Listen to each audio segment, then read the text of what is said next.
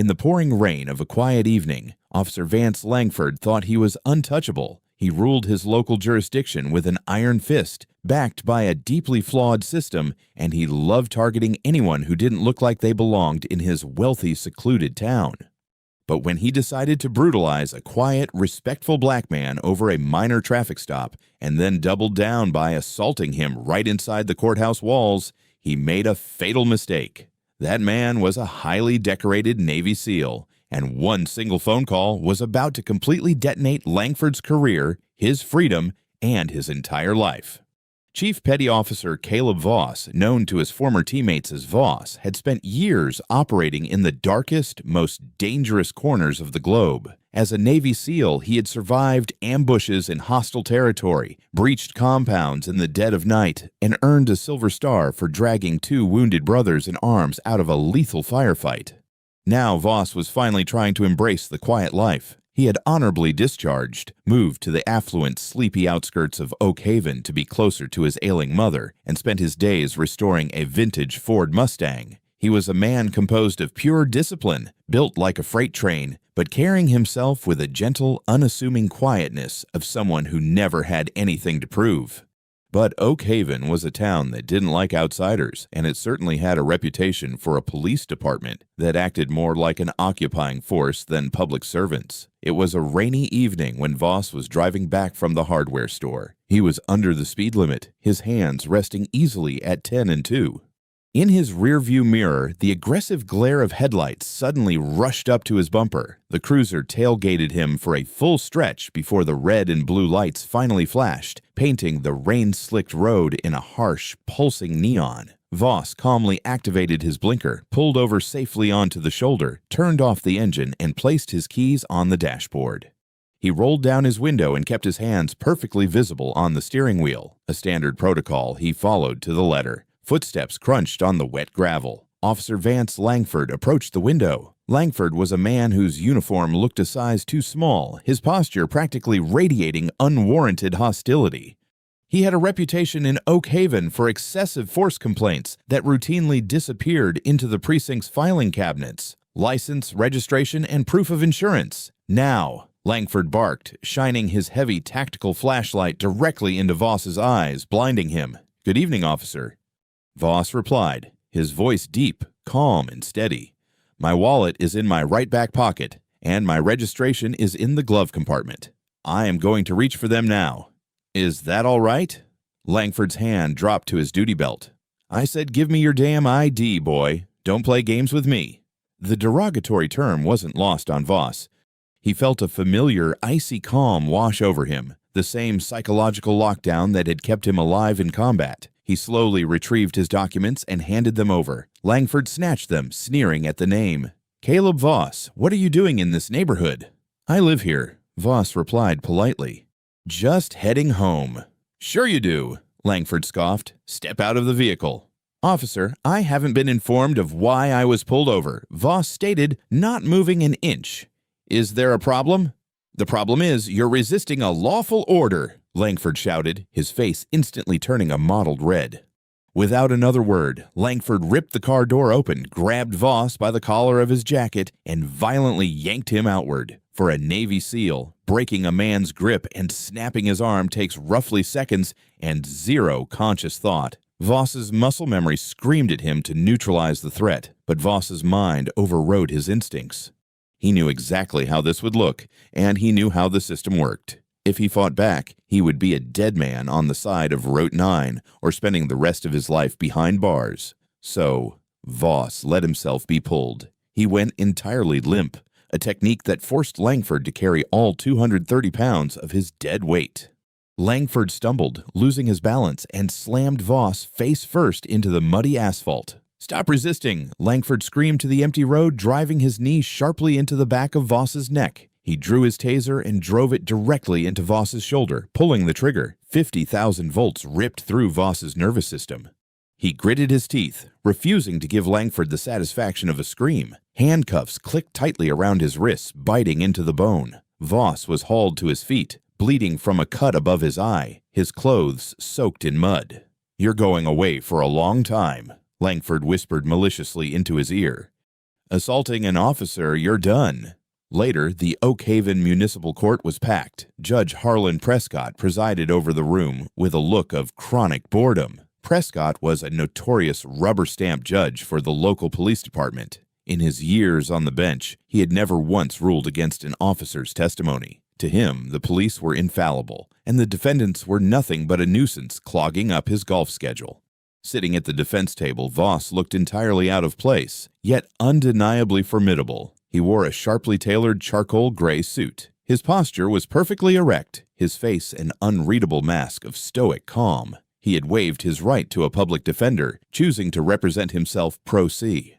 At the prosecution table sat Colton Reeves, a slick, overconfident district attorney who was already mentally tallying this case as an easy win. Case number State versus Caleb Voss, the bailiff announced. Charges of resisting arrest, aggravated assault on a police officer, and failure to comply. Judge Prescott barely looked up from his paperwork. Mr. Voss, I see you are representing yourself. A foolish decision, but it's your funeral. The prosecution may call its first witness. The state calls Officer Vance Langford, Reeves announced smoothly. Langford swaggered up to the witness stand, adjusting his tie. He swore the oath with a practiced smirk. Over the next stretch, under Reeves's gentle questioning, Langford spun a complete work of fiction. He testified that Voss had been driving erratically. He claimed that when he pulled over, Voss was belligerent, smelled of alcohol, and reached aggressively under his seat. And then what happened, Officer Langford? Reeves prompted, looking sympathetically at the jury box. When I asked him to step out of the vehicle for a standard sobriety check, the defendant lunged at me. Langford lied effortlessly, his eyes locking onto the judge. He struck me in the chest and attempted to grapple me to the ground. I had to deploy my taser and use defensive strikes just to survive the encounter, Your Honor. Judge Prescott shook his head in disgust, glaring at Voss. Despicable. Your witness, Reeves said, sitting down with a satisfied grin. Voss stood up. He buttoned his suit jacket and walked to the podium. The courtroom was dead silent. Officer Langford, Voss began, his voice echoing clearly off the wood-paneled walls. You stated under oath that I struck you in the chest. That's right, Langford snapped. Can you describe the mechanics of that strike? Was it a closed fist? An open palm? It was a punch. A violent punch, Langford scoffed, looking at the judge as if the question was absurd. I see, Voss said calmly. Officer, are you aware that my vehicle, a Ford Mustang, has a dashboard camera hardwired into the rearview mirror? Langford's face visibly twitched. A flash of genuine panic crossed his eyes, but he quickly suppressed it. Any video you have was probably doctored. Objection, Reeves shouted, leaping up. The defense never submitted any video evidence during discovery. Sustained, Judge Prescott slammed his gavel. Mr. Voss, you cannot introduce surprise evidence in my courtroom. The jury will disregard that question. Move on, or I will end this cross-examination. Voss didn't flinch. He knew Prescott would block it. He had purposely withheld the footage, not for the trial, but for the trap he was carefully laying. No further questions for this witness, Voss said softly, returning to his seat. Langford stepped down from the stand, shooting a triumphant, mocking sneer directly at Voss. The corrupt ecosystem of Oak Haven was working exactly as it was designed to. Given the time, Judge Prescott announced, checking his gold Rolex, we will take a recess before the defense presents its case. Court is adjourned. The hallways of the Oak Haven courthouse were a labyrinth of marble floors, heavy oak doors, and quiet alcoves. Voss walked towards the public restrooms, his face still betraying no emotion, though his mind was processing a dozen tactical variables a second. As he turned a corner into a secluded, dimly lit corridor near the vending machines, he found his path blocked. Officer Langford was standing there, a cup of coffee in his hand, flanked by two other Oak Haven patrolmen. They were laughing about something, but stopped when Voss approached.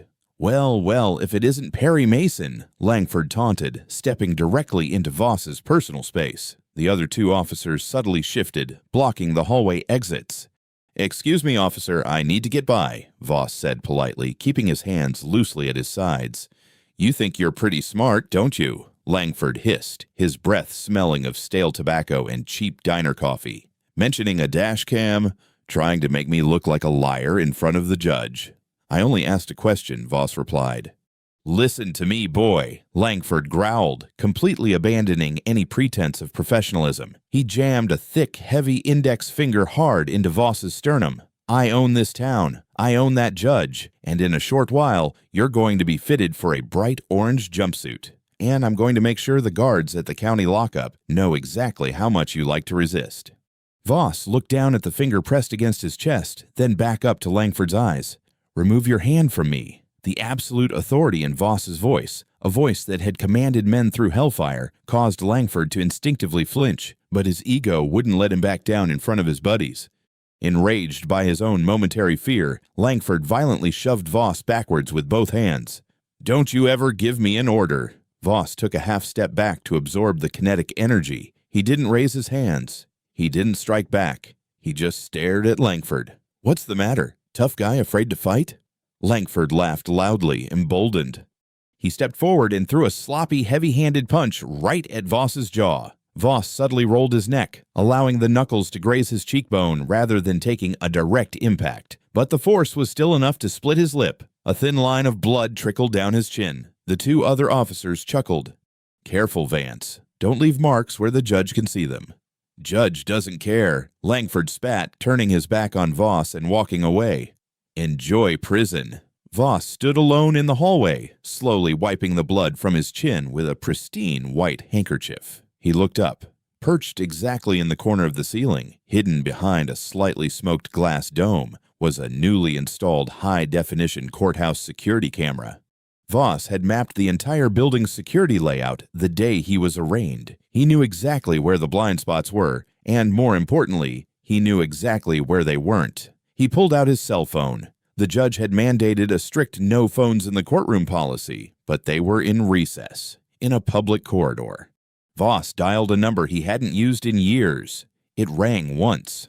"Director's office," a sharp, professional voice answered. "This is Chief Petty Officer Caleb Voss." Voss said quietly, "I need to speak to Special Agent in Charge Garrett Knox, Federal Bureau of Investigation, Civil Rights Division." A brief pause. "Hold, please." A few seconds later, a deep, booming voice came on the line. "Voss, is that really you? You stubborn son of a gun. I thought you retired to fix old cars." "I did, Garrett," Voss replied, his eyes locked on the security camera. "But I've run into a local issue, a civil rights violation under color of law, and an assault that just took place on federal property, the courthouse annex." "Give me the details," the FBI SAC said, his tone instantly shifting from friendly to purely professional. "Oak Haven Police Department Officer Vance Langford. He just assaulted me on camera and is currently committing massive perjury in Judge Prescott's courtroom. I need a rapid response team, Garrett. They're about to try and put me away." "Oak Haven," Knox muttered. "We've had our eye on that precinct for years, Voss. Just couldn't get a wedge in. Nobody wanted to testify." "You have your wedge now," Voss said coldly, "and I have the video evidence to bury them all." "Sit tight, Chief," Knox replied. "The cavalry is a few towns over." "We'll be there shortly." Voss hung up the phone. He wiped the last bit of blood from his face, straightened his tie, and began walking back towards the courtroom doors. The trap wasn't just set anymore, it had just been sprung. The heavy oak doors of courtrooms swung open, and Voss walked back down the center aisle. The low murmur of the gallery died instantly, all eyes fixed on the fresh, swelling contusion on his cheekbone and the split lip that had just stopped bleeding. District Attorney Reeves smirked, leaning over to whisper something to his paralegal. Judge Prescott, adjusting his robes as he climbed back onto the bench, barely glanced at Voss's battered face. If he noticed the new injury, he completely ignored the implications of a defendant returning from recess, looking like he'd been in a prize fight. "Court is back in session," Judge Prescott droned, rapping his gavel lightly. "Mr. Voss, the prosecution has rested. It is now time for you to present your defense. I strongly suggest you make it quick. I have a tea time." Voss stood at the defense table. He didn't move towards the podium. He stood perfectly still, a human monolith, checking the analog watch on his wrist. "Before I call my first witness, I would like to recall Officer Vance Langford to the stand as a hostile witness." Reeves immediately jumped up. "Objection, Your Honor. The state has already examined Officer Langford. The defendant had his chance for cross-examination and waived it after one question. This is a delay tactic." Judge Prescott frowned deeply, his patience fraying. "Mr. Voss, What could you possibly need to ask Officer Langford that you couldn't ask him earlier? New events have transpired, Your Honor, Voss said evenly. Events highly relevant to the officer's credibility, his state of mind, and the foundational truth of his testimony today. Prescott sighed, rubbing his temples. Fine, I will allow it, but keep it brief, or I will hold you in contempt. Officer Langford returned to the stand. Langford, who had been sitting in the back row with his two cronies, stood up.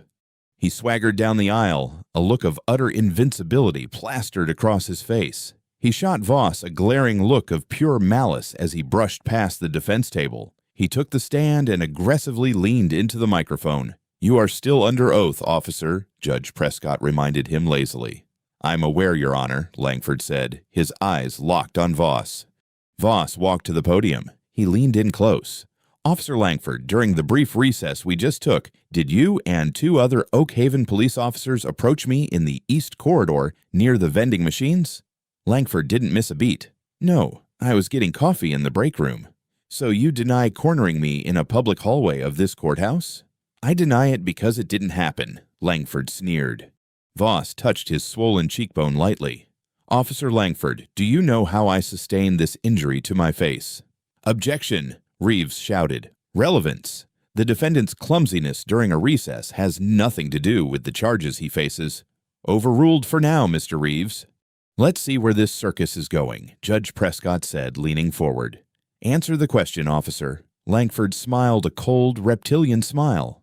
"I have no idea, Your Honor. Maybe the defendant tripped on his way to the bathroom. He seems to have a problem with basic coordination, like when he fell out of his car during our traffic stop."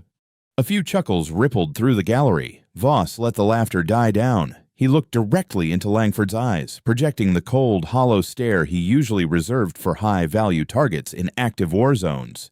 "So, to be absolutely clear for the official court record," Voss said, his voice dropping an octave, carrying a dangerous razor-sharp edge. "Under penalty of perjury, you are swearing that you did not verbally threaten me, physically shove me, and then strike me in the face with a closed fist in the east corridor today." Langford crossed his arms. "That is exactly what I'm swearing to. You're delusional, buddy." "Thank you, officer," Voss said quietly. He turned his back on Langford and looked at the heavy double doors at the back of the courtroom. "Is that it?" Judge Prescott barked. "You recalled a witness just to accuse him of a phantom assault." "This borders on theatrical nonsense, Mr. Voss. If you have no actual defense to present, I am going to direct the jury to—" "I do have a defense, Your Honor," Voss interrupted, his voice cutting through the judge's tirade like a scythe. "I would like to call my first witness." "And who might that be?" Prescott asked mockingly. "Special Agent in Charge Garrett Knox, Federal Bureau of Investigation," Voss stated clearly. The reaction in the courtroom was instantaneous. Reeves dropped his pen. Judge Prescott froze, his gavel hovering mid-air. Officer Langford's confident smirk completely vanished, replaced by a sudden chalky pallor. "Excuse me," Judge Prescott stammered. "The FBI, Mr. Voss, you did not list any federal agents on your witness list during discovery. I will not tolerate this mockery of my courtroom." "He isn't on the witness list for my defense, Your Honor," Voss corrected, his posture rigid and commanding. "He's here for the prosecution of yours." Before Judge Prescott could even process the insubordination, the heavy oak doors at the back of the courtroom didn't just open. They violently banged open, slamming against the plaster walls with a deafening crack. The bailiff instinctively reached for his sidearm but froze when he saw what was pouring through the threshold. A dozen men and women wearing tactical vests emblazoned with massive yellow FBI letters flooded the aisles. They moved with absolute terrifying precision, instantly securing every exit, flanking the gallery, and positioning themselves behind the prosecution table. Walking calmly down the center aisle through the sea of tactical agents was a tall, silver-haired man in an impeccably tailored Navy suit. Special Agent in Charge Garrett Knox carried a thick manila folder and a reinforced digital tablet. His eyes were locked on the bench. "What is the meaning of this?" Judge Prescott bellowed, his face turning an apoplectic shade of purple. "This is a state courtroom. You have no jurisdiction here."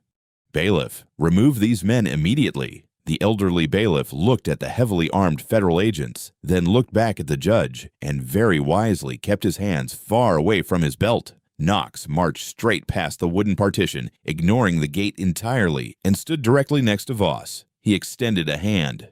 Voss shook it firmly. "Took you long enough, Garrett," Voss whispered. "Traffic on the interstate, Chief." "You know how it is," Knox replied with a ghost of a smile before turning his steely gaze up to the bench. "Judge Harlan Prescott," Knox boomed, his voice carrying the full weight of the United States federal government. "I am Special Agent in Charge Garrett Knox, FBI Civil Rights Division. We are officially taking federal jurisdiction over this matter, effective immediately." "On what grounds?" D.A. Reeves sputtered, standing up, his slick confidence entirely shattered. "This is a simple municipal assault case." "Not anymore, Mr. Reeves," Knox said, stepping toward the prosecution table and tossing a federal warrant down in front of the DA. "It is now an active federal investigation into the systematic deprivation of civil rights under color of law, police brutality, perjury, and a coordinated conspiracy to commit malicious prosecution." Knox slowly turned his head to look at Officer Langford, who was now sweating profusely, his hands trembling as he sat frozen on the witness stand. "Officer Vance Langford," Knox said, his voice dripping with absolute contempt. "Moments ago, you sat in that chair and swore under oath that you did not assault Mr. Voss in the East Corridor." Langford opened his mouth, but no sound came out. He looked like a trapped animal. Knox tapped the screen of his tablet and handed it to the bailiff. "Hand that to the judge." The bailiff scurried over and passed the tablet up to the bench. Judge Prescott looked down at the screen. "The East Corridor of this courthouse," Knox announced to the dead silent room, "was designated as a federal annex to house the overspill from the federal probation office, which means the security cameras in that hallway, the ones upgraded to high resolution with audio recording, feed directly to a federal server."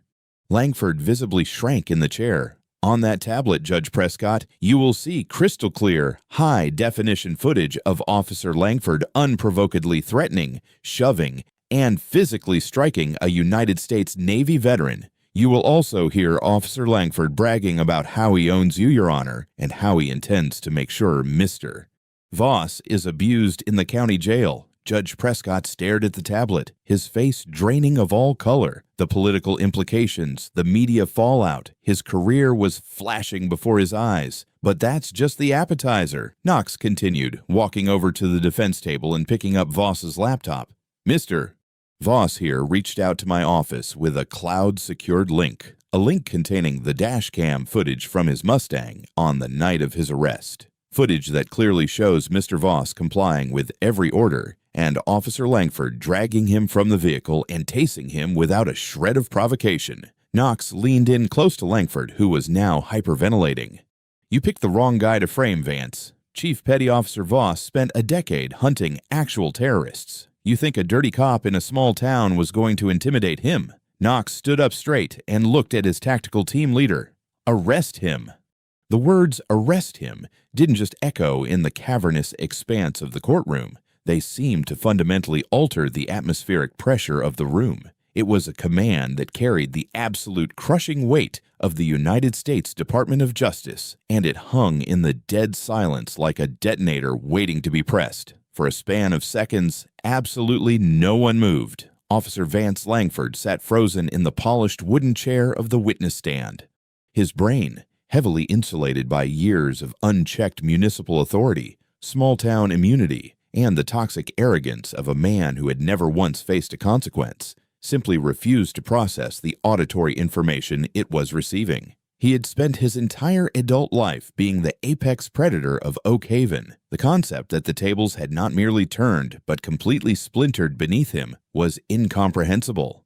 Then the illusion shattered. Two seasoned FBI special agents, clad in heavy tactical plate carriers over their dress shirts, advanced on the witness box with terrifying, unyielding precision. There was no hesitation in their stride, no deference to the dark blue uniform Langford wore.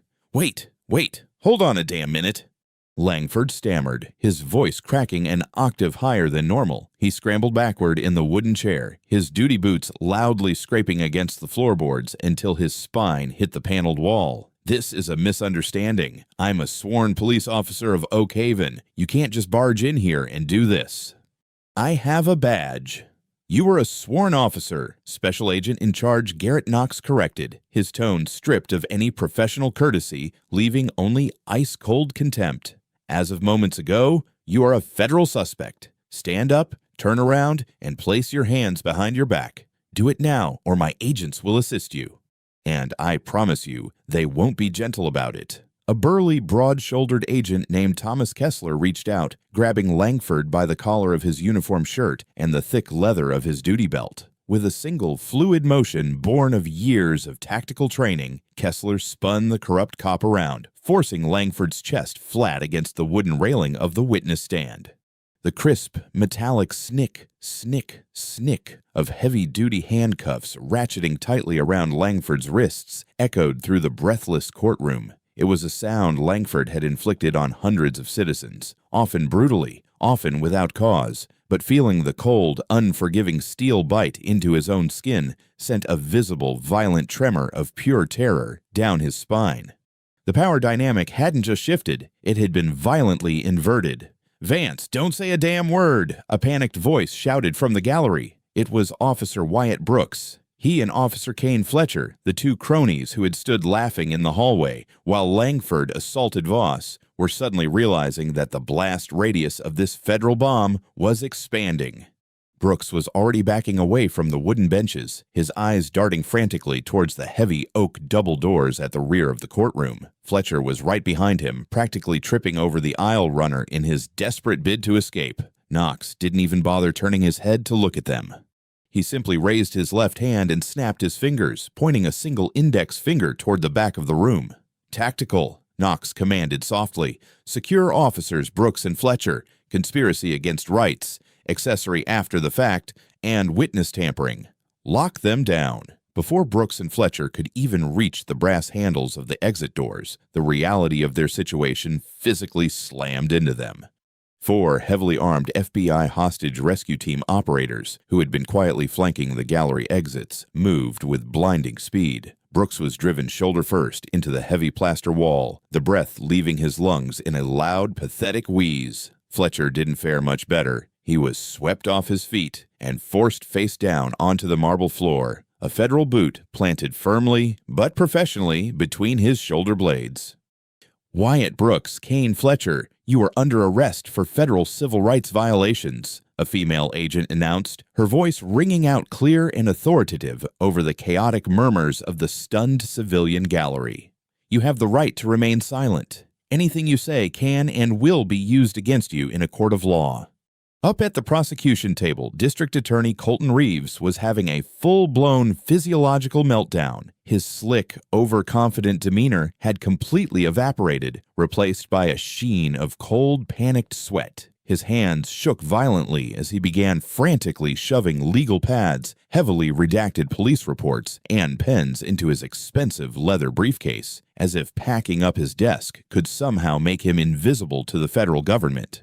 "Agent Knox," Reeves stammered, his voice pitched with desperate pleading. He rounded the table, holding his hands up in a placating gesture. "Agent Knox, please understand. The district attorney's office had absolutely no prior knowledge of this surveillance footage. We relied entirely on the sworn affidavit and police report provided by the Oak Haven Police Department. We are victims of Officer Langford's perjury as well." Knox slowly turned his gaze to the prosecutor. The look in the veteran FBI agent's eyes was lethal enough to strip paint from the walls. "Save the performance for the federal grand jury, Mr. Reeves," Knox said, his voice dropping to a low, dangerous register.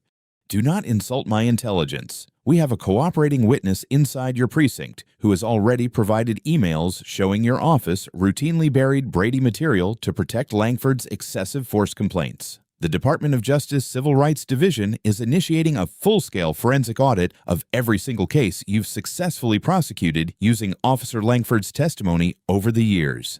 Every conviction, every plea deal, every suppressed piece of evidence. We are pulling it all." Reeves stumbled backward, his legs giving out as he collapsed heavily into his chair. He dropped his face into his trembling hands, the briefcase spilling onto the floor. In the span of minutes, his political ambitions, his law license, and his freedom had been completely incinerated. High above the chaos, perched behind the elevated mahogany bench, Judge Harlan Prescott sat paralyzed. The polished wooden gavel he loved to wield with such righteous, draconian fury felt like a lead weight in his trembling hand. He looked down at Caleb Voss, who was still standing quietly behind the defense table. Voss hadn't moved an inch. His posture was still military perfect, his hands loosely clasped in front of him. The swelling bruise on his cheekbone and the dried blood on his lip stood in stark contrast to his impeccably tailored charcoal suit and his completely unreadable stoic expression. He was a man who had survived the most chaotic battlefields on Earth. A panicked municipal courtroom barely registered on his pulse. "Mr. Voss," Judge Prescott began, his voice dry and reedy, desperately trying to salvage some microscopic shred of authority in a room he no longer controlled. In light of this highly irregular, this new, incontrovertible evidence brought forth by the federal government, the court is prepared to rule immediately. I am dismissing all state charges against you with prejudice. You are free to go, sir. The court apologizes for the inconvenience. Voss slowly tilted his head, locking his dark, steady eyes onto the judge. The intensity of the SEAL's gaze made the older man visibly shrink back into his high-backed leather chair. "That won't be necessary, Judge Prescott." Voss replied, his voice calm, deep, and echoing clearly across the room. "You can't dismiss charges over a jurisdiction you no longer possess. As Agent Knox pointed out, this is no longer a municipal matter. Furthermore, your immediate rush to dismiss the case only highlights the lack of due process in this room. You were perfectly willing to send an innocent man to a state penitentiary based on obvious perjury. The federal investigators will be looking very closely at your judicial rubber stamping, Your Honor. I suggest you call your attorney." Prescott's face drained of all remaining color, turning a sickly ashen gray. The threat wasn't an empty boast. It was a promise backed by the full weight of the FBI agents currently locking down his courtroom. Knox nodded sharply at Agent Kessler, who was holding the handcuffed, thoroughly broken figure of Officer Langford. "Get him out of here. Transport him directly to the federal holding facility in the city. Do not let him speak to local PD. Walk," Kessler grunted, giving Langford a firm shove forward. Langford was frog-marched down the center aisle of the courtroom, his head hung low, his shoulders slumped in utter defeat. As he approached the defense table, Kessler paused for a fraction of a second, forcing Langford to stop directly beside Voss. Langford slowly lifted his head. He looked at the black Navy SEAL he had profiled, battered, and tried to destroy, just for sport. There was no more arrogant bravado in the cop's eyes. There were no more racial slurs, no more smug superiority, no more illusions of godhood. There was only the hollow, pathetic, terrified stare of a small-minded bully who had finally picked a fight with a genuine warrior and lost everything. Voss didn't gloat, he didn't smile, and he didn't offer a dramatic parting one-liner. He simply adjusted the cuffs of his suit jacket, maintaining direct, unbroken eye contact until Langford physically flinched and looked away, unable to bear the weight of his own profound humiliation. "Let's go," Kessler ordered, shoving Langford towards the heavy double doors. As the federal agents pushed open the courtroom doors and dragged the three disgraced Oak Haven police officers into the marble lobby, a blinding explosion of strobe lights erupted. The local and state press swarmed the courthouse annex. Microphones were thrust into Langford's face as he was paraded past the flashing cameras, his head ducked down, desperately trying to hide his tear-streaked face from the evening news broadcasts. It was the ultimate visceral manifestation of hard karma. The town's most feared, untouchable cop, Perp, walked in handcuffs through his own courthouse, utterly destroyed by the quiet discipline of the very man he had tried to break. The heavy, reinforced steel door of the federal holding cell slid shut with a deafening metallic clack that echoed violently through the concrete block. For the first time in his life, Vance Langford found himself on the wrong side of the iron bars. He was stripped of his dark blue Oak Haven police uniform, the heavy leather duty belt that had been the source of his artificial courage, and the badge he had used as a shield for his sadism. In their place, he wore a stiff, scratchy neon orange federal jumpsuit. The bright, sterile fluorescent lights of the detention center buzzed overhead, offering no warmth and no place to hide. Langford sat on the edge of the thin, rigid cot, his hands trembling so violently he could barely clasp them together. He was completely isolated in protective custody, a necessary protocol considering the general population of the facility was filled with men he had personally abused, framed, and sent up the river. The psychological break was rapid and absolute. He spent the first stretch pacing the cell, frantically waiting for his police union representative to arrive with a team of high-priced defense attorneys to bail him out. But the cavalry never came. When a lawyer finally did show up, it was a junior public defender.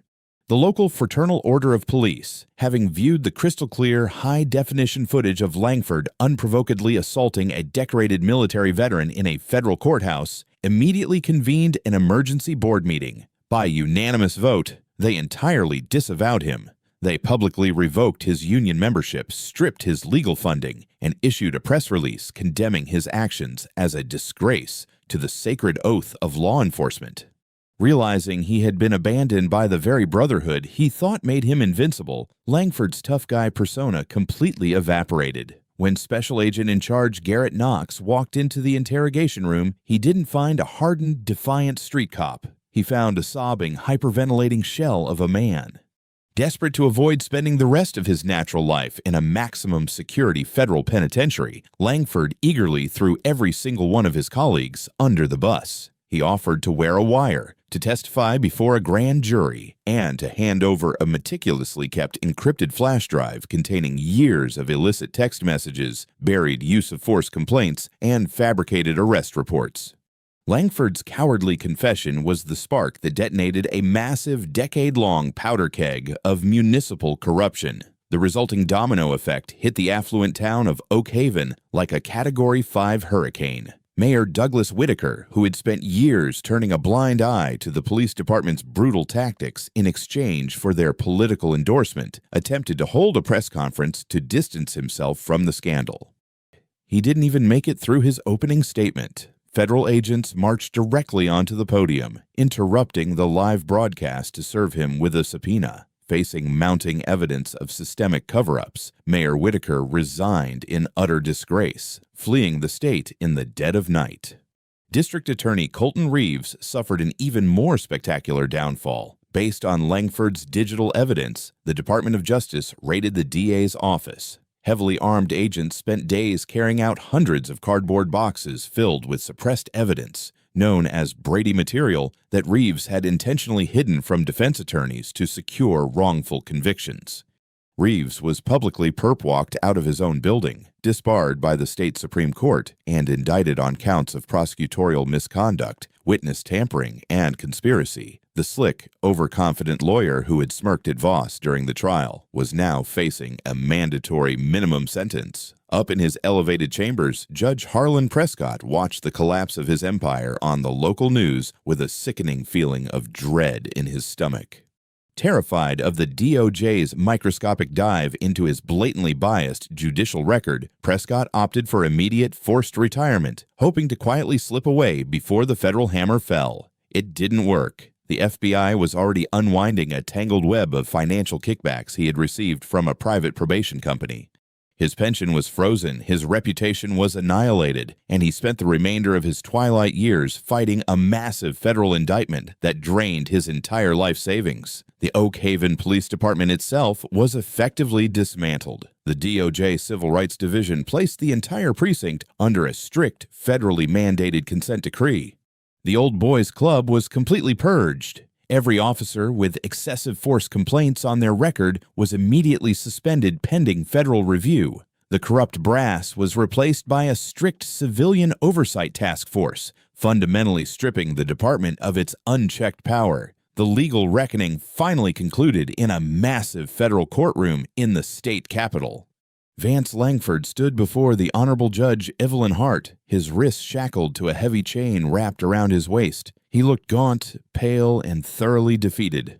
Having accepted a massive plea deal to avoid going to trial, Langford officially pleaded guilty to deprivation of rights, under color of law, aggravated assault, and counts of felony perjury. Judge Hart, a no-nonsense jurist with zero tolerance for dirty cops, stared down at Langford with a gaze that could cut glass. "Mr.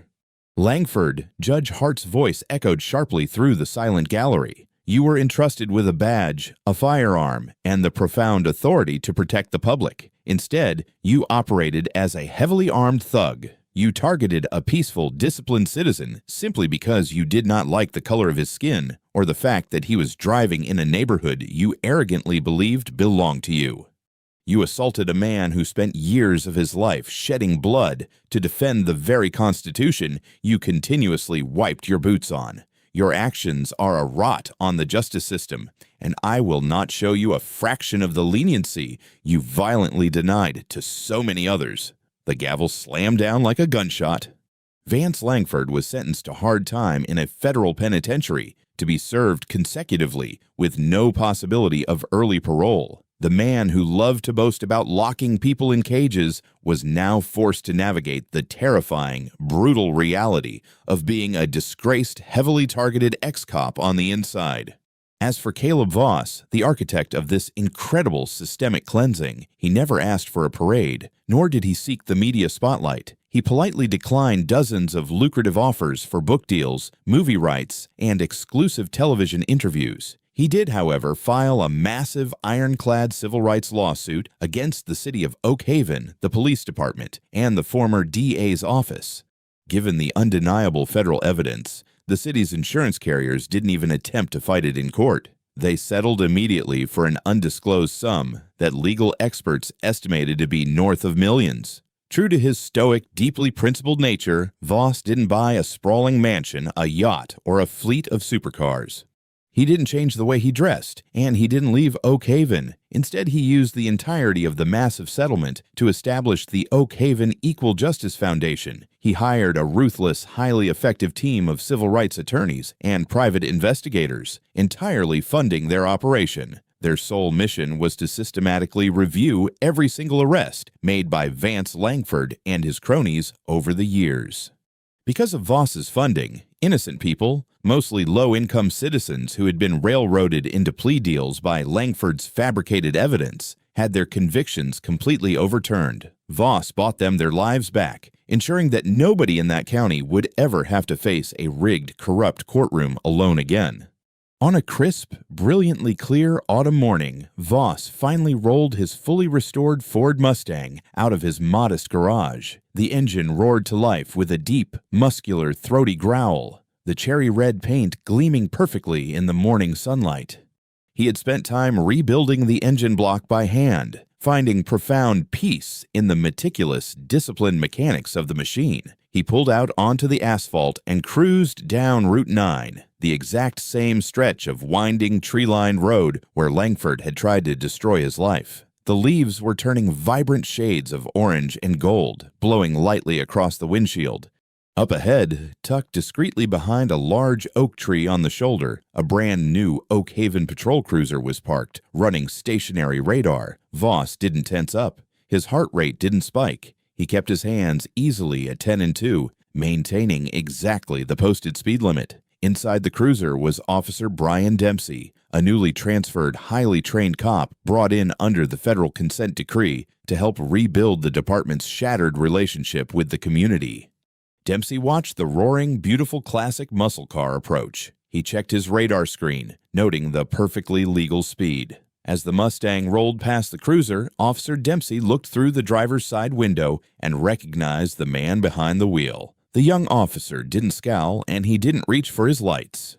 Instead, Dempsey sat up straight, raised his right hand, and offered a crisp, deeply respectful nod to the Navy SEAL. Voss looked over, his expression perfectly calm. He returned the nod, a silent, mutual acknowledgement between a true protector and a warrior who had drawn the line in the sand. Voss tapped his fingers on the steering wheel to the rhythm of the classic rock playing low on the radio, pressed his foot gently against the accelerator, and drove off into the horizon.